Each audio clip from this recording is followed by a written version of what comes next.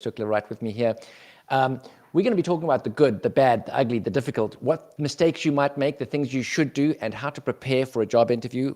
Everybody's got job interviews in their future, and David's got a lot of experience. He's a great guy to talk to. I'm delighted to have him with me here today. And David, can I jump in straight away with a question to you? What is the hardest question you've ever asked somebody in an interview? The toughest question that you've thrown at somebody? All right, so I was at Cambridge University doing interviews for undergrads wanting to gain admissions and use the same for grads. And I really wanted to tap into, could these undergrads adapt and learn and grow in new challenges? So my question was to throw them off because many have been coached and prepared and done a lot of homework for the interviews. So I asked them, how would you know if you were wrong? Interesting. So Tricky many you would question. see, like they just got hit between the eyes, like they had just seen a ghost, because none of their coaching had prepared for it. And to admit that they were wrong in an interview was almost like falling on your own sword. Yeah. So I love this one, and it really tested their ability to adapt to something they didn't expect. That. What about you, Greg? Have you had a moment where something like light bulb went off, interview that was really good? Somebody said something that left a lasting impression on you. Yeah, I remember I was building a team at the World Health Organization when I was working there, and I had two candidates. They were both equally good. I mean, they were both absolutely outstanding, great CVs, came across really well. They were articulate, they had a lot of experience, and it was very difficult to distinguish between the two in terms of who would be a better candidate for the particular role. We were working in the access to medicines area, and I can't remember what the question was that I asked, but the particular candidate came out and told us that she had created a blog many years ago on access to medicine, in which she had been building up over the years, and she'd built up a community on the subject matter. She'd done all of that in her own time, outside of the context of formal employment. And I remember just being struck by the fact that for this person, this particular issue, access to medicines, it wasn't just a job, it wasn't just an academic interest, this was a personal vocation. She was committed to the subject matter in a way that was quite remarkable. And I knew that by giving her the job, she would lean into this, heart and soul, and we gave her the job, and Ali, if you're watching this, shout out, she absolutely delivered the goods, and it was an absolute pleasure to work with her. So, I remember that really stood out. I was just thinking, David, about your question about the most difficult, the most difficult question that you've ever asked somebody. How would you know if you were wrong? Presumably, you mean that because you work in academia, so you mean it in the context of if your theory is wrong, or the research that you're undertaking is potentially incorrect. Is that what you meant by that? Absolutely. Not just that. This is a question that I've also used for hiring outside of academia, because I want to know if people are making errors or don't know what to do, or problems that they can recognize it and begin to autocorrect.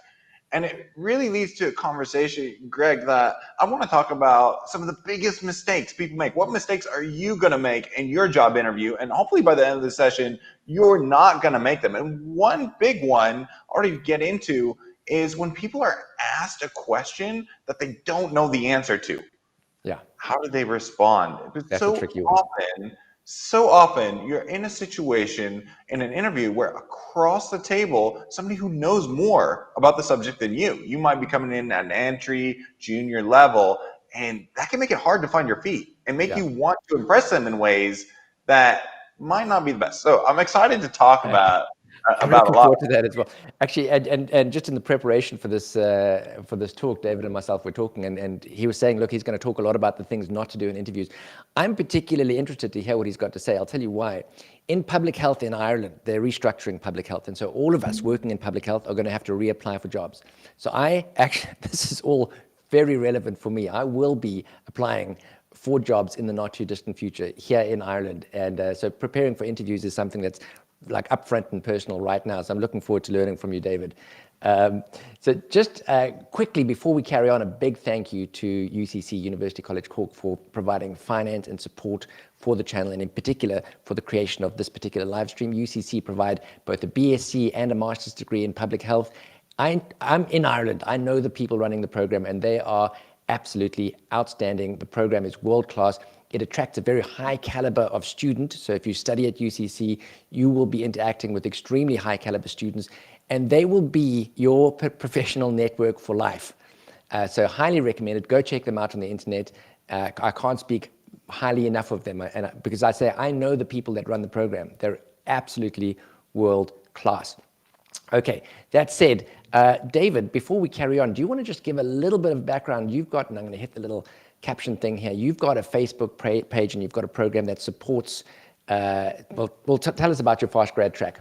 Yeah, I'm Professor David Stuckler, and I started my training in Texas in a small town. I was a first generation grad, and I made just about every mistake along the way you could in my grad journey getting to public health. And I think a lot of students feel that way, that they don't get the support and guidance that they need to really thrive and reach their full potential. And that's why I created a community in Facebook, Fast Track Grad, to help you get on that proverbial fast track, to do the things that you need to do to feel really good, whether that's around mindset, productivity, writing, and plug a lot of the gaps in education, including these soft skills like applying for jobs we're talking about today. So I've taught these things to my students at Harvard, Cambridge, and now Bocconi in Milan, where I'm a professor over the years, and I want to make it open access, available to all. Join the Facebook group, Fast Track Grad, let's connect and talk on the DMs and get you support that you need to thrive. Yeah, so if you're an aspiring academic, David is the real deal, without question, so definitely get involved. You know what, I'm going to start off just with the first thing I'd just like to say to people that are applying for jobs, and as I mentioned, this applies to myself as well, is you're going to save yourself a lot of time and trouble and heartache by just applying for the right jobs. Okay, you got to, and I get this a lot. People often ask me, because on my YouTube channel I have a lot of stuff about jobs in global health, et cetera, and people I've applied for jobs at the WHO, and they sort of have this wide net. They just apply for everything. And I think strategically that's a mistake. If you're just applying for absolutely anything that moves, you're unlikely to be leaning into that application carefully and putting together a really thoughtful cover letter, a really specific, bespoke CV. You're not going to arrive at that interview with a detailed knowledge of that organization because you're sort of just trying everything. I think it's much better to be focused and think about what it is that you want.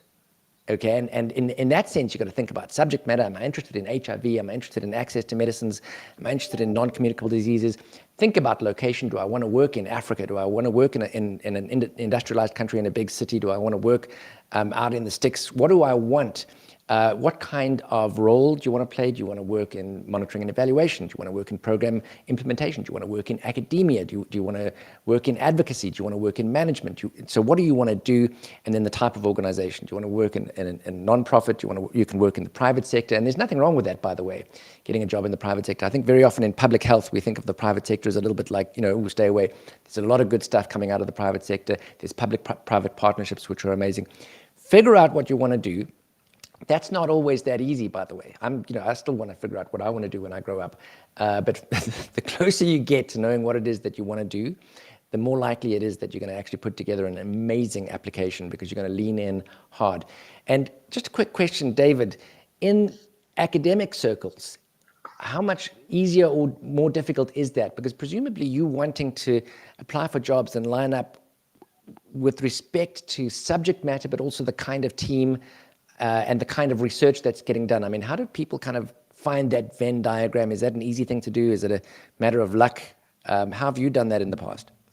Yeah, fantastic question. I also encourage everybody I work with, like you, Greg, to map out what do you really want your life to look like and reverse engineer a plan, of which a job is a major part, to help you get there. I see so many students get in the car after their PhD or master's and kind of have their head down, driving to a destination. They arrive, they look out the window and think, hang on, wait a second. This isn't what I thought it was. What am I doing here? This is where I want to be. And then they're in a mid-career transition, shift, pivoting, that just might not have been the optimal path. So really doing that homework, Greg, I'm so glad you mentioned it, because often our schools are a little bit like conveyor belts. We're going to just stuff education into your mouth. We're going to train you. But this side of actually, you're wanting to construct your best life. And the job is you're going to spend about 8 hours a day doing it. I hope you are blessed, like Greg, I know you and I are, do what you love every day, to where we would do this even if we were not well remunerated to do so.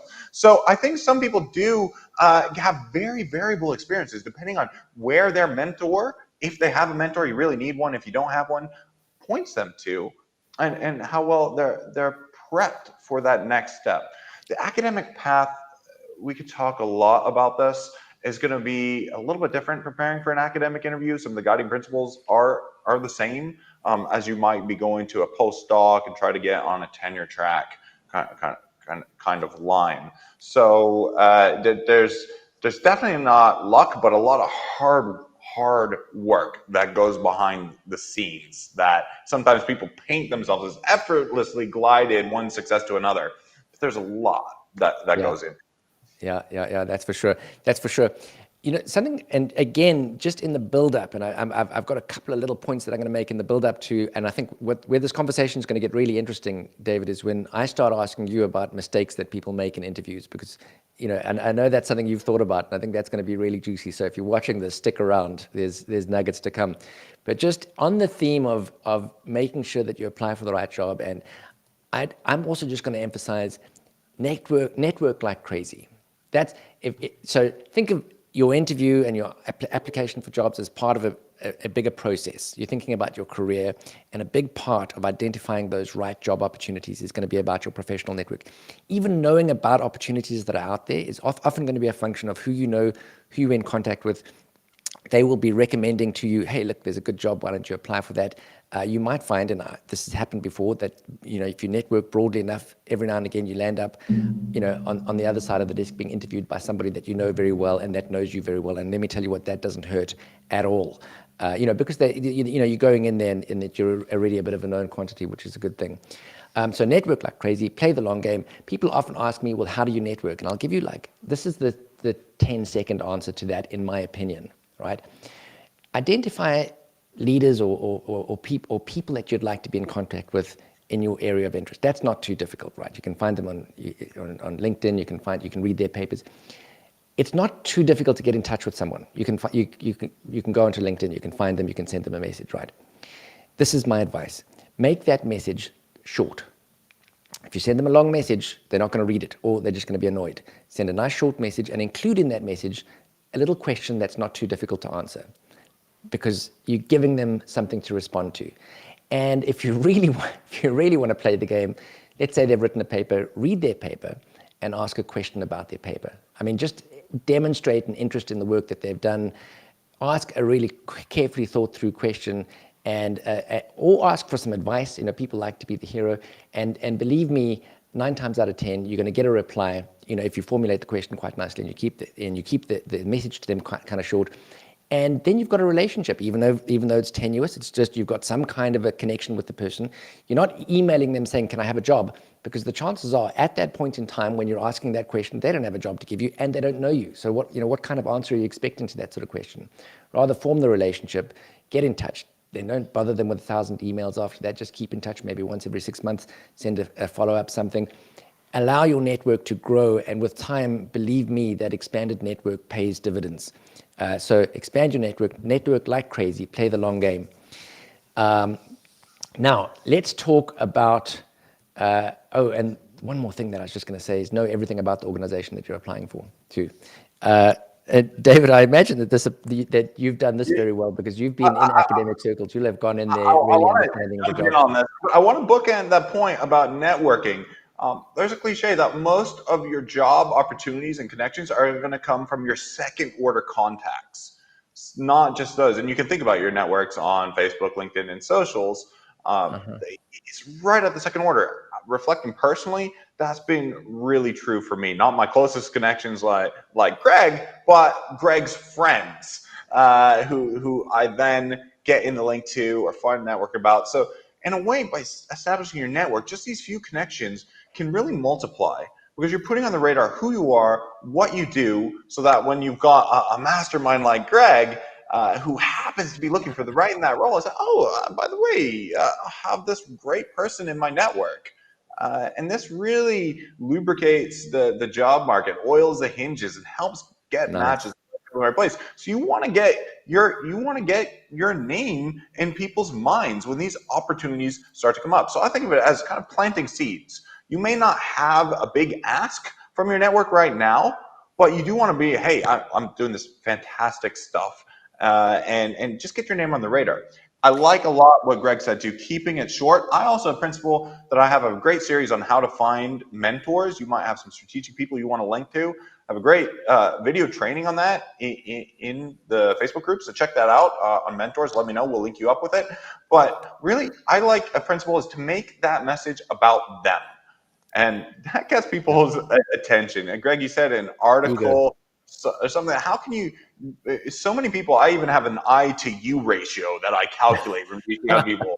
I get an email from somebody saying, "I do this, I do that. I want you to know about this." I think, man, am I dealing with a narcissist on the other end of the line here? As much as you can, tilt the conversation to be about them. What's in their interest? What's their benefit? I think we'll come back to that a bit later, Greg. I think that's kind of nice. And I actually, until you said it, I had never thought about what you've just said about, most of your opportunities will come from second order network. But as you were saying it, I was just reflecting on my own life and my own career, and that is so true. It's so true. I'd never thought about it until right now, but that is so true. If I think back, the job that I got at the WHO, that's how I got it, was a second order network. Clinton Foundation, same story. Definitely when I worked at the World Cancer Research Fund, same story. I mean, so there's a lot of truth in that statement. I'd never, ever thought about it like that before, but that's a new little nugget. Thanks, 100%, David. Yeah. So, Greg, and you're saying here, knowing everything about the organization you're applying to, you hit a big mistake that I see people make, just stumble in, well, they like me, but the real winners in job interview processes, like you said, they know why they're going there, and part of that is they've done their homework. Tell us a bit about what homework they need to do. Well, I'll tell you what, the one thing that struck me, and this is something that the impression I try to create when I go into a job interview, and I like to see this when I interview people, is that the person demonstrates that they really know and understand the job that they're applying for, and they've taken a really informed decision to make this application, and they really want it. You know what I mean? They understand what the job is, they really believe they're a good fit for it, and they want the job. And you know what I mean? Like, they're hungry for it. And I think that you want to quickly counter the possibility that you've just applied for like 20 jobs out there, and this is one of those 20. You want to give this person the impression that, look, this is the job I want, this is the job I was born to do, I'm the right person, I'm a good fit, and I want this job. And you can never create that impression if you don't have a good, solid understanding of the organization and the job that you're applying for. So you want to know what their mission is, what their vision is, what they're about, what their footprint is, where they work. I mean, go online, research like crazy, know who the chief exec is, who's on the board of directors, what are they interested in? I mean, do a little bit of like flipping snooping around. Reach out to people that work there, find out as much as you can, because all of that background sort of tacit knowledge will come out of the interview in little ways, and you create an impression, and I think it's a really positive thing. Now, in academia, I imagine, David, that the sort of thing you would do is you'd do a proper, good, thorough literature search, and you'd have read the papers of, the people that you're being interviewed by, and you'd be kind of really have a good sense of the kind of research that they do and the kind of, is that about right? I haven't applied for an academic job in a long time. 100%. I mean, I think this approach, even people who are applying for a PhD need to take this same approach, because sometimes you see, wow, this professor is fantastic, winning prizes, publishing lots of paper, but you speak to people in his lab and you hear that this is a toxic work culture. You don't want to come here. You want to know what you're stepping into, and things on the surface when you dip below are not always what they seem. You want to know that before injecting yourself into a situation that you're going to very quickly want to eject from afterwards. So you want to do your homework, not least because I think of job interviews as you're interviewing them on the other side, because you want to make sure that this is where you want to be. Especially for those of you getting a first job, there's something called a Matthew effect, by where the rich get richer and the poor lag behind. And people who get good jobs with good growth, good opportunities for promotion, it's like they're on the superhighway to their careers, where people who got it wrong and are stumbling around and bumping along, It's just like a dent on their CV, a dent on the CV, and then it starts to look, even though it's not true, like, oh, this person's damaged goods, and you end up on a whole different country road altogether, rather than the super highway Yeah. to the success you want. Yeah. Yeah. So That is true. it's not just about getting the job. I think, as Greg is saying, it was just getting the right job for you. Greg, can you say something more about fit? Because there's a cultural aspect there as well. I know that really plays a role on the other side of the table, and how people are evaluating you, not just on how bright or smart you are. Yeah, I think that's a big thing. Culture is a big thing. And like, take, for example, I worked at the Clinton Health Access Initiative for a while, and there's a very specific, definitive, identifiable culture within that organization. And it's, I mean, and it's lovely, by the way. Well, it's lovely if you're a person like me that kind of resonates with those values. Okay, and they're all about getting access, thinking about the worst off in society. What can we do? They're very, very about business. Get it done fast, get it done cheaper, get it done better. So the Clinton Health Access Initiative has a very specific culture. If you work in an environment like that and you fit in with the culture, people in that environment take note. You become one of them. And then I'm just linking this to what you were saying about like second order opportunities. They will talk to their contacts in a way about you that's extremely favorable, right? Because you've fitted in with that culture. If you're in that environment and that's not your culture, not your values, you don't really fit in, you're not going to be getting that like second order reference, right? So finding an organization where there's a good cultural fit is important. Not everybody has to be like that Clinton Health Access Initiative mindset. You might, it's not that it's right or wrong. It's just that that's how they are, and they attract people like that to themselves. There's a very strong culture. You've got organizations like MSF, different culture. Also not good, not bad, just different. And they attract, a different kind of person to them. And you want to find an organization that fits very neatly with your culture. I was once, I'm not going to mention the name of the organization actually, because I don't want it to come across as disparaging, because it's actually an organization that I love deeply. But there is an organization, and I had a job offer on the table. And before I took the job, I went and just worked with a few of their teams for a couple of weeks. And I realized that this wasn't a good cultural fit for me. The people working in this organization were, and when I say this, a lot of people will know immediately what kind of organization I'm talking about. They were adrenaline junkies. If they weren't actually in a conflict zone, they weren't happy. They needed the drama. And I wasn't a good fit. Now the world needs people like that. That'll go out into the flippin' chaos, parachute into a disaster area and start saving lives. The world needs people like that. If I was working in that organization, I would have been a bad cultural fit. I wouldn't have been getting that good second order reference from them to other people. And it wouldn't have been a stepping stone to the next good career move for me. I would have had to start again somewhere else in some other context. So finding a good, I'm glad you brought that up, David. I think finding a good cultural fit is as important as good subject matter, good sort of academic fit. Just finding your people in a lot of ways, which isn't always easy, and it's not always obvious. And that's, this sort of ties together quite nicely, because some of the research you do when you're thinking about an organization that you might work for, some of it might be go online, read their mission, vision, et cetera. But the cultural parts, you're not going to read that online. You need to speak to people. You need to get in touch, get on the phone, speak to other people that have worked there, speak to people that have left that organization, find out what they say, what they feel, and allow that to kind of inform your decision about, is this an organization I want to work for? And after all of that, if you feel that it is, bring that into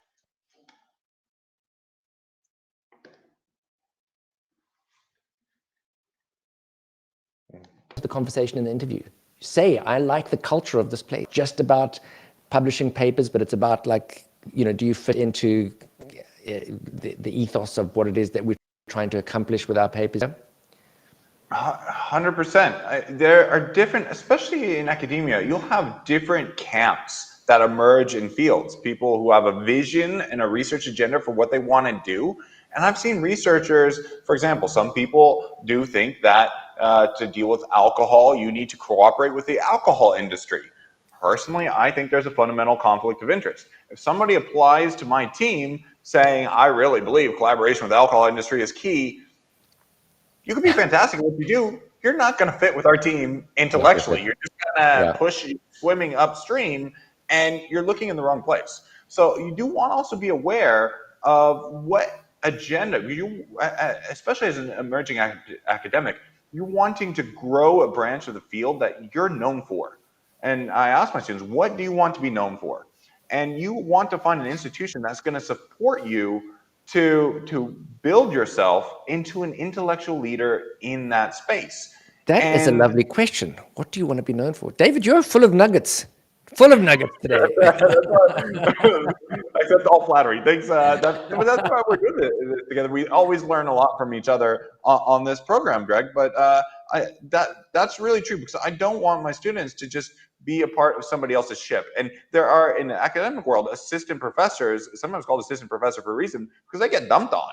And they're expected to maybe do the assistant professorship work of some of the full professor faculty. And not every institution is like that, but you need to know that. If your race and clock or way you're going to get tenure is because you have to kind of jostle around and play the political game with the senior faculty who make tenure decisions in the department, or is there going to be a clear-cut path?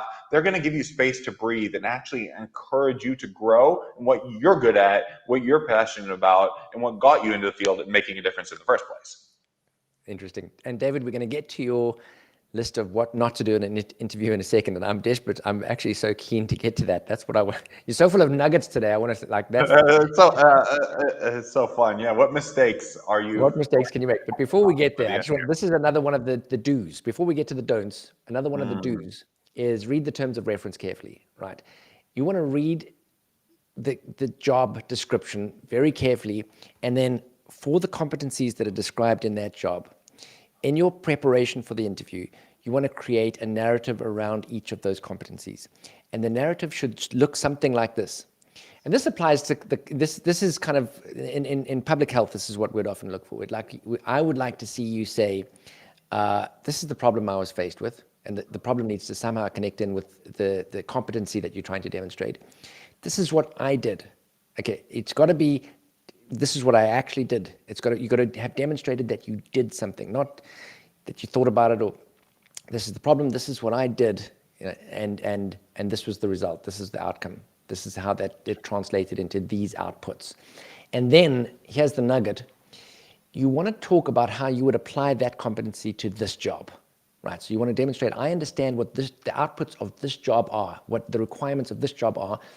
I've shown you that I have this competency, and so if I apply this competency to that job, we're going to see these results. And you can be quite explicit about that. When in this role, I expect to be able to accomplish A, B, and C with this competency. And if you can talk, so any question about a competency, you want to have that kind of answer, but you won't be able to think of an answer that's that sophisticated on the fly. You have to have prepared. So you want to have seen those competencies up front in the terms of reference and given a lot of thought to each of them and how it is that you're going to build this narrative around, this is the problem I solved, this is what I did, these were the outputs, and this is how to apply that competency in the context of this job. So you've got to think about it up front. Don't think that you can just do that on the fly. It takes a lot of prep. I'm not sure if the exact same narrative would apply in the context of academia, David. Would it be? But just to say, I really like that, Greg, because the general principle here applies is that for every competency, you're not just saying, oh, I did a Coursera course on that, or exactly. I'm really great at that. You're going to give evidence, an example. You're going to give proof. And that's just much more believable. I see it when I get reference letters coming in and say, this student, kids should win a Nobel Prize. Well, the dime a dozen. Give me proof. Kids published 3 articles in top tier journals that then were picked up and set policy at the World Health Organization. That's a different conversation. That's real. And so I really like grounding things in that. Can you prove, not in a way that's bragging, but can you, rather than tell, can you show? Is it show rather than tell in prepping and for academic cover letters, especially that are going to be important for your job interview? You want to show as much as you can. A good example of that, David, is I was talking earlier on about when I was interviewing candidates to join my team in access to medicine at the WHO, and Ali kind of talked about the fact that she had started a blog and she'd built this thing up over the years. And had she not said that, if she had rather said, "Oh no, I'm very enthusiastic," that is kind of a meaningless statement. But instead of telling me that she was enthusiastic and committed to the subject matter, she demonstrated it with a very solid example. She didn't need to tell me; it was obvious, yeah, that's a very good point. Absolutely. I think that does lead us really nicely, Greg, into some of the things that are mistakes, because that's definitely one of the mistakes is in a way that's just being too superficial about your experience. You're actually not showing off all the Yeah, good things that you already did, not overtly bragging, but communicating that thick information about your real competencies. yeah, yeah. That's really good.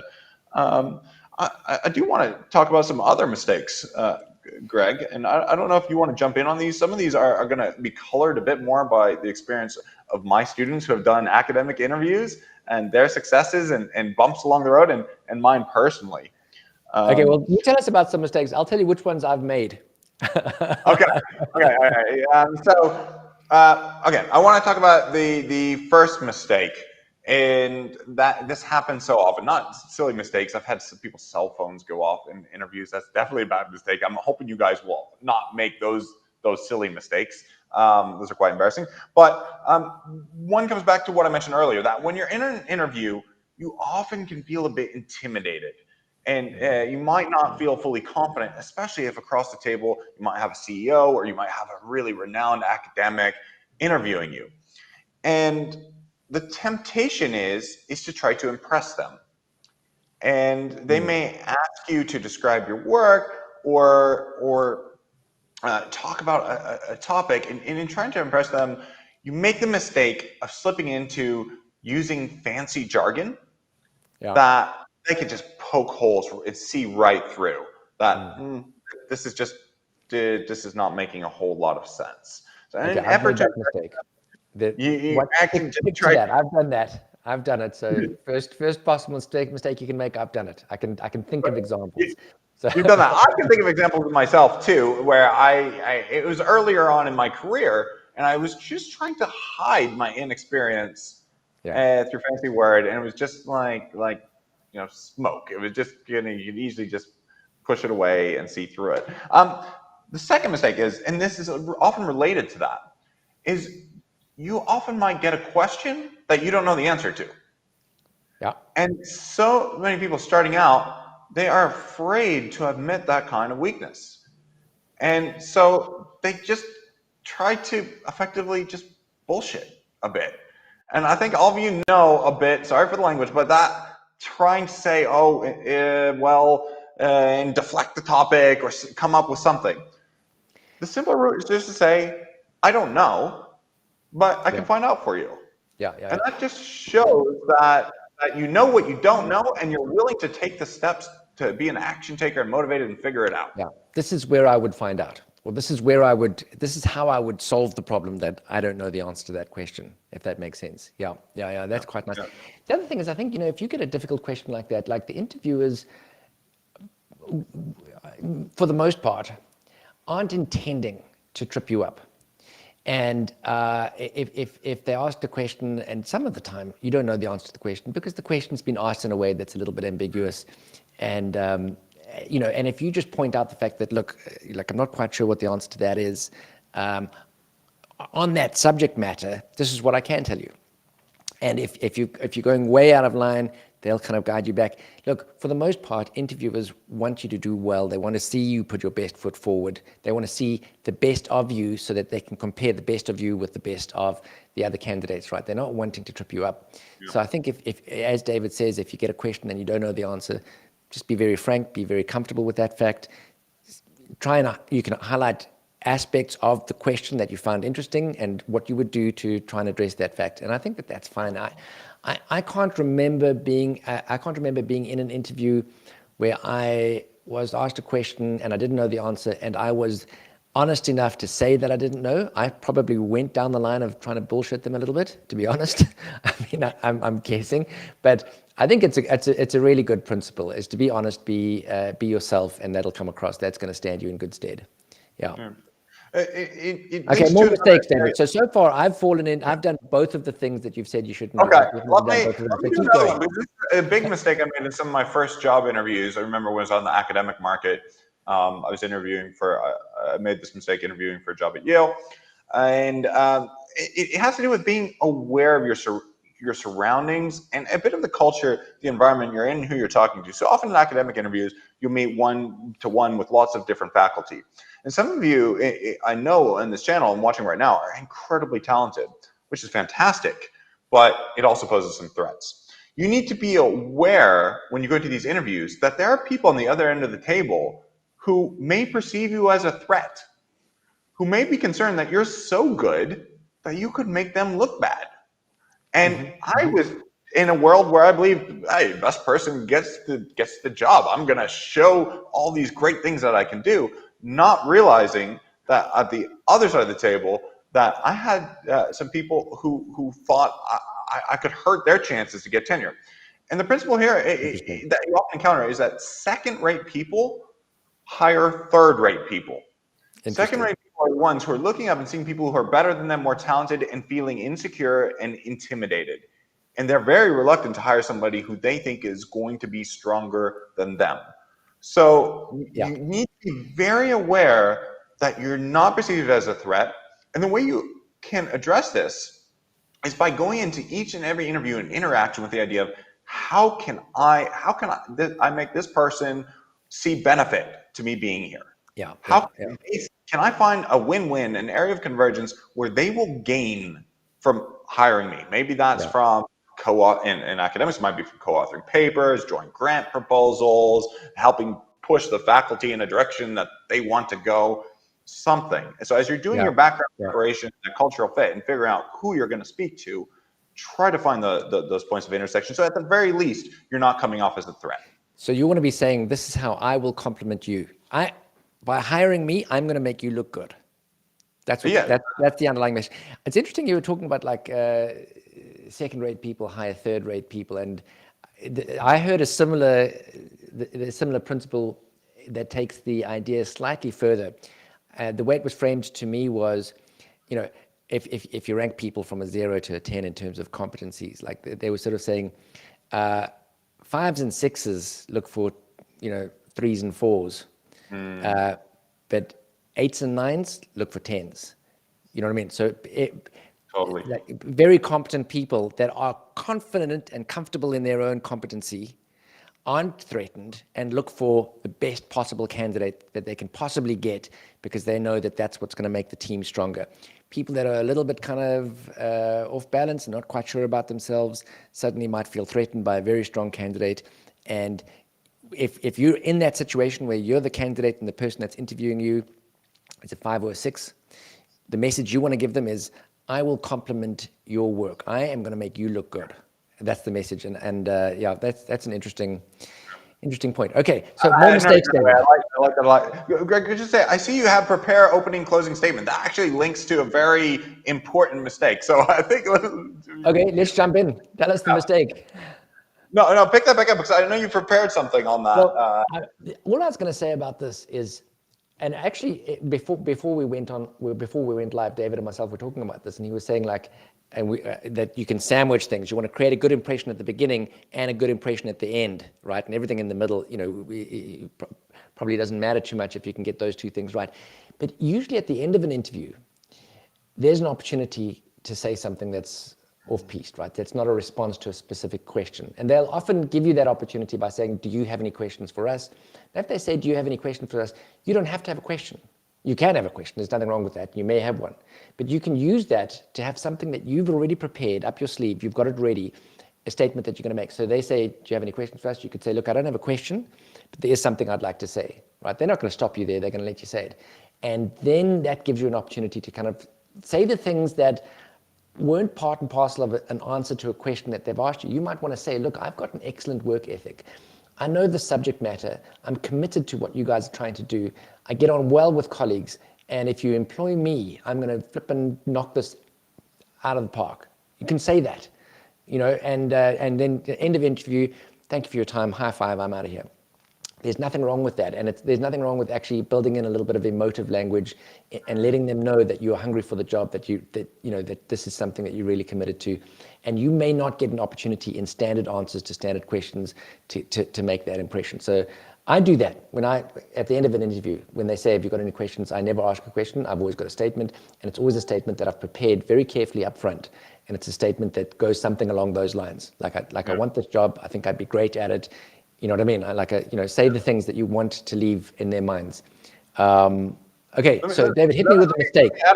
Greg, just briefly, the psychology on this is primacy and recency effects. That the first impression and that last impression in that sandwich model of the interviews are really key, and what are really going to exert an overly big influence in people's perceptions and judgments of you. My final interview question for academic jobs is always, if I offered you this job, would you take it? And I think Greg's answer really hits it out of the park, because you're going to, and I want to hear, people are very passionate that they want this job. They want to work with my team. And they articulate to me why they want to work with my team, because I'm looking for fit. So when I want to see that. I'm not telling them I want to see that passion, but that's what I really want to hear. So I really love that you mentioned that. It's so incredibly important, Greg. Yeah, no, I like that a lot. The final thing that I've got over here, and then if you've got any more mistakes, we can jump into those, is practice your interviews. Practice if you're preparing. So let's say you've done everything we've talked about, right? You've thought through the competencies, you've created a narrative around the competencies. At that point, what you want to do is practice. It helps to practice saying these things out loud, to practice responding to questions, to practice thinking on your feet. And even if in the past you've interviewed well and it's never been a problem, in the build up to an interview, re-practice. Just get that skill back up and running, because it really, really makes a difference. I've definitely found in interviews where I've done a lot of practice up front, and practiced answering questions, even questions I know the answers to, and I know that I know the answers to, just practice. It makes the world of difference. It means you go into the interview, and where there's a question that you've prepared well, you're so comfortable, you give the answer, you've practiced giving it, that gives you the mental space to deal with the questions that are difficult. You know what I mean? Because the easy questions, you knock them out the park, you've got that mental space to take a deep breath, and when there's a difficult question, you're more likely to handle it well and to give a good, decent answer to that. Hands up, I've made that mistake several times, not practicing. And in part because, Greg, I didn't like looking at the recording or replay of myself. And it's just something I had to overcome, because I hated watching myself. I hated listening to myself. I had so many things I didn't like. And obviously it's a little foreign when you hear your voice recorded. But that practice is so critically important. If you don't have a community where you can do practice interviews, a lot of universities organize that. We organize it in Fast Track for our students, especially those going into a job interview. You are putting your best foot forward. So find some avenue or some support through your university or elsewhere where you can do those mock interviews. Yeah, nice. David, I'm going to just see if we can get these questions. That I can see them on the side, and they'll only come up in the chat if they come up live. So what I'm going to perhaps do is switch that off. So you can pull them in. So if we click on them, you can pull. Just see if we can find a good question. In the chat from YouTube and LinkedIn.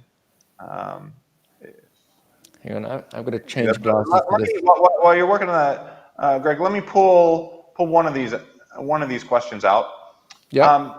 Here's one from Leslie Smith.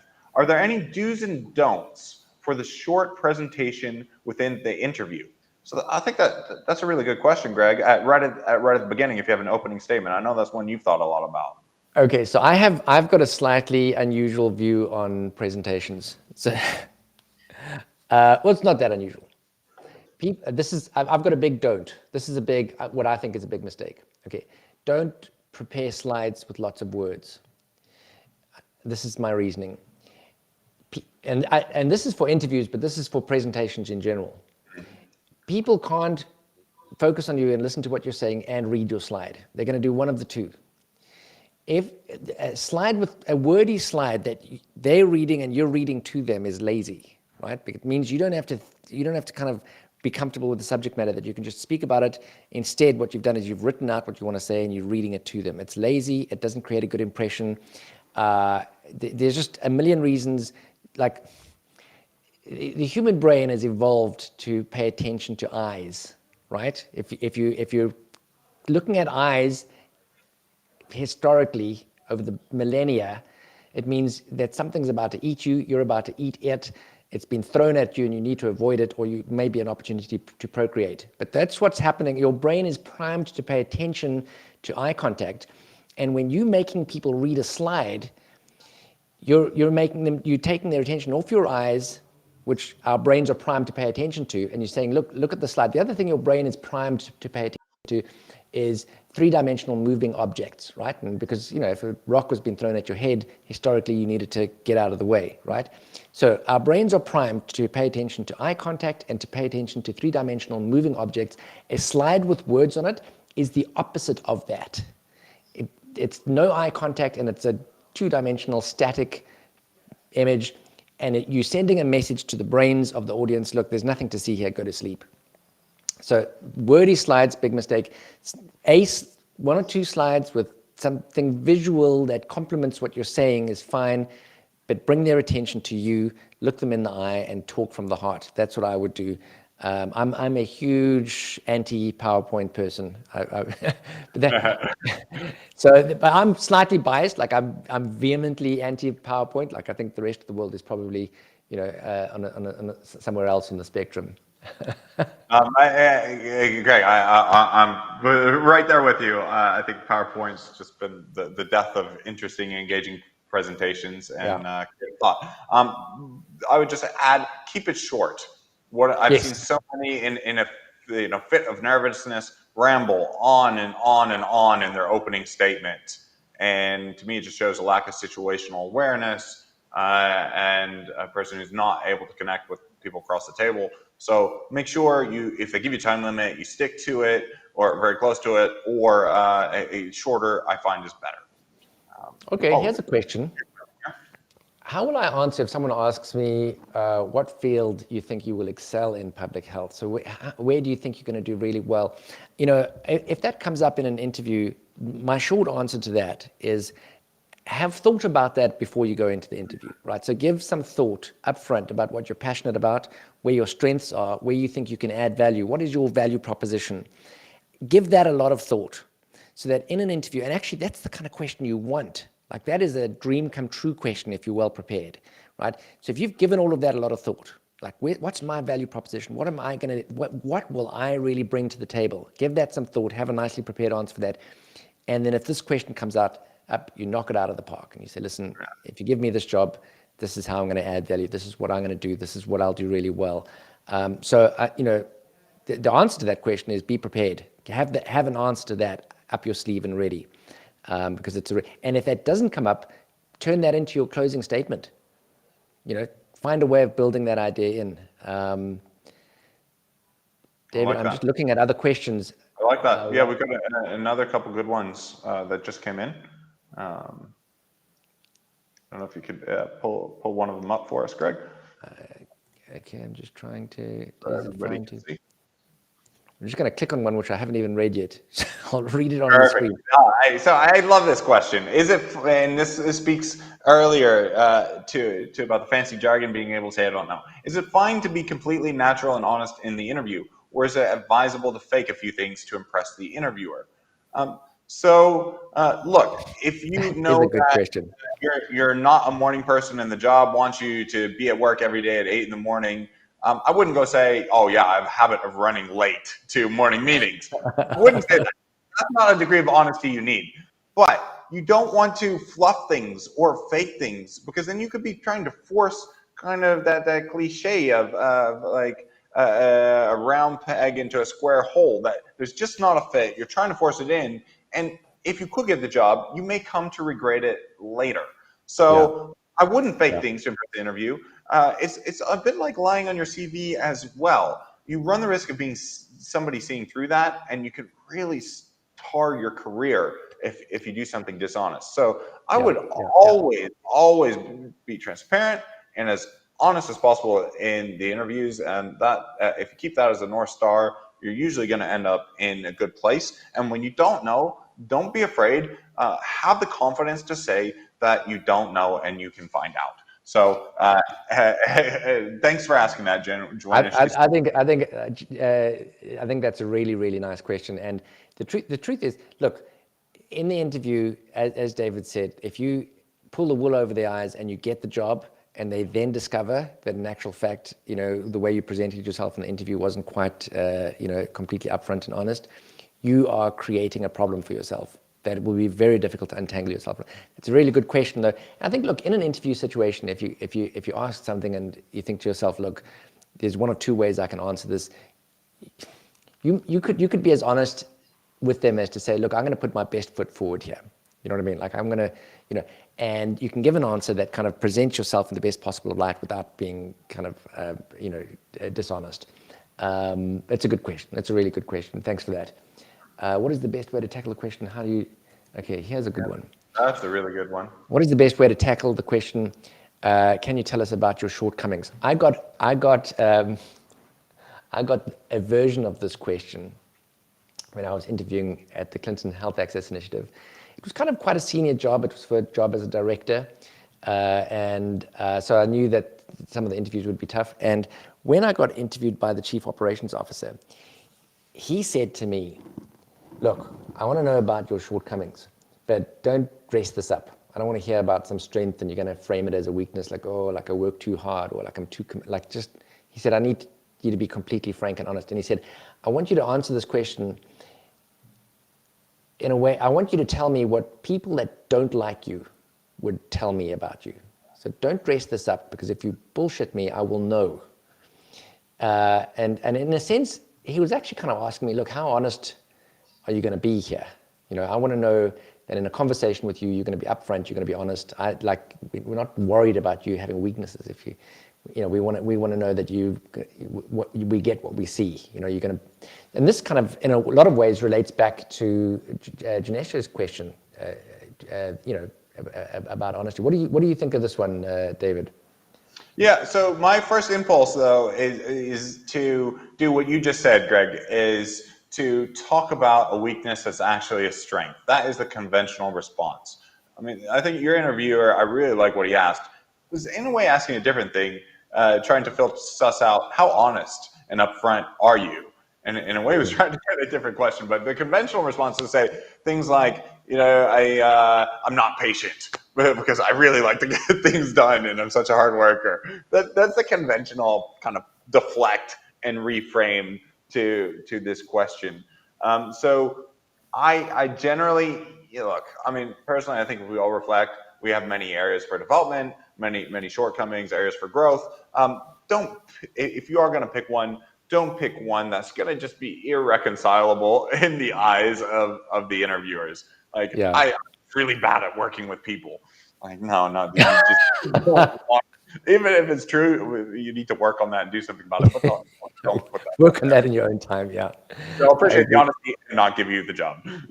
Yeah. He has a similar one. How to answer the money question. And I'm guessing that question is how to answer the question about how much you want. Like they're asking you what your expectations are. I think that's what this question is. Look, most jobs that advertised what the remuneration is made explicit. So but there may be jobs in which that's not the case, and they may ask you what it is you expect to earn. Again, look, and if that conversation might translate into what it is that they actually pay you, I would err on the side to tell them what you really want, because you will regret lowballing that answer if that translates into a salary that's below what your expectations were. If you ask for more than they're prepared to give, they'll tell you. They'll just be saying, well, we can't afford that, but what about this? And they'll come back with a counter offer that they consider to be reasonable. 9 times out of 10. I mean, that's what I would have thought. Am I understanding this question right, David? Would you interpret that? I personally, when I can, I like the interview to be focused on getting the job, and then once you've got the job, then to negotiate the salary. So if it's possible, I try to punt that question, kick that can down. I agree. Offer you the position, because The position itself, salary is one component of the package that you have to consider. So what I like to do, if it's not one that I would bring up personally in the interview, you have a job, neither would I. salary is going to be in the range that you could live with. I wouldn't apply to a job that you have zero intention to take. So always apply to jobs that you would take it in theory if it was offered to you. So in general, and even if you get an offer there and then on the spot, which can happen, I would not get into money right away. I would thank them for the offer, and you want to discuss it with your family, and you can get back to them quickly. In terms of the money question, I think a simple answer is I don't like to get into money on the first interview until offer, but if it did, I would punt it and say something to the effect of, look, I'm very passionate about this area, love the opportunity to work with you. Money is an important part of that equation, but I would want to understand too the full picture of the benefits and the package that you could offer me to make the right decision to fully integrate and invest in a long-term future with you. So I would try to kick that can down the road if you can. Yeah, I agree. I think that's the right way to answer this. I'm just looking at some of these other questions. There's some good ones. I'm also looking at the time. We've been at this about an hour, so we probably, you know what I'm going to suggest we do, David. And when you and I can just kind of end off with anything we want to end off with. But there's obviously quite a few questions that are in the comments, and we can, and I'm happy to try and address some of these offline. In other words, these questions will still be on YouTube and in LinkedIn in the conversations, and we can respond in writing wherever we can, and just keep the conversation going in the comment section on the different platforms. This is streaming on YouTube and Facebook and LinkedIn and all over the place. So we'll try and address some of the other questions that we weren't able to get to. But this has been really fun. David, thanks for joining me. This was really, really interesting. I absolutely loved it. Greg, this is also always a lot of fun. And, I always learned a lot from you. And I hope people following along does on the replay.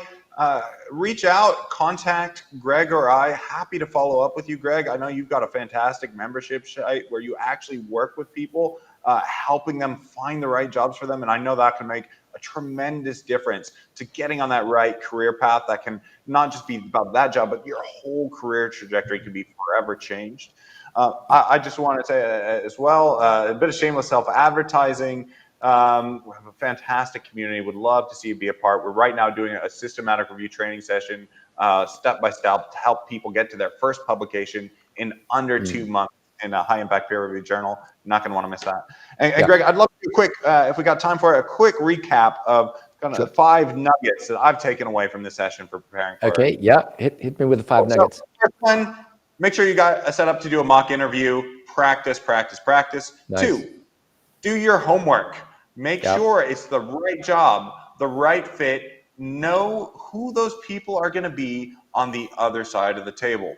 3, in the interview, don't fluff, don't bullshit. Don't be afraid to say that you don't know if you don't know, or hide any lack of confidence or area of weakness with fancy jargon. They'll see right through it. 4th, pay particular attention. If you're very strong, as many of you watching this channel, you're motivated, you're action takers, you're probably going to be a strong candidate. Just be aware of the risks and downsides of being too strong, that people could perceive you as a threat. Or as arrogant, right? You don't want to come across as arrogant. Exactly. People who are not confident in themselves sometimes mistake confidence for arrogance. And finally, don't forget that sandwich model. You want to make a brilliant first impression and leave with a strong closing statement so that you've really kind of bookended your presentation on a very strong footing. Take advantage of that closing statement, as Greg suggests, to leave your interviewees with the best impression of you. Yeah, that's a nice summary. Good. I love it. Awesome. Thanks, David. Listen, this has been fun. For those of you that haven't connected in with David on Facebook, his group, if you're an academic, an aspiring academic, David is the real deal. I mean, remind me, David, I think you've got like over 600 publications in peer-reviewed journals. It's thanks. I can't embellish. No, it's over 400, and a few books. 600. Potato. I'm basically like the research assistant for the people who I work with. I love seeing grad students thrive and realize their full potential, because there's only so much I can do. But if I can reach the lives and help empower a next generation of grads to make a difference, we can collectively have a bigger impact on the world. Good man, good man. Listen, thanks everybody. It's been really good connecting in, and we'll see you again same time. Well, not same time, same place, because we don't know when the next one will be, but we'll do another one soon. We'll plot. Take care.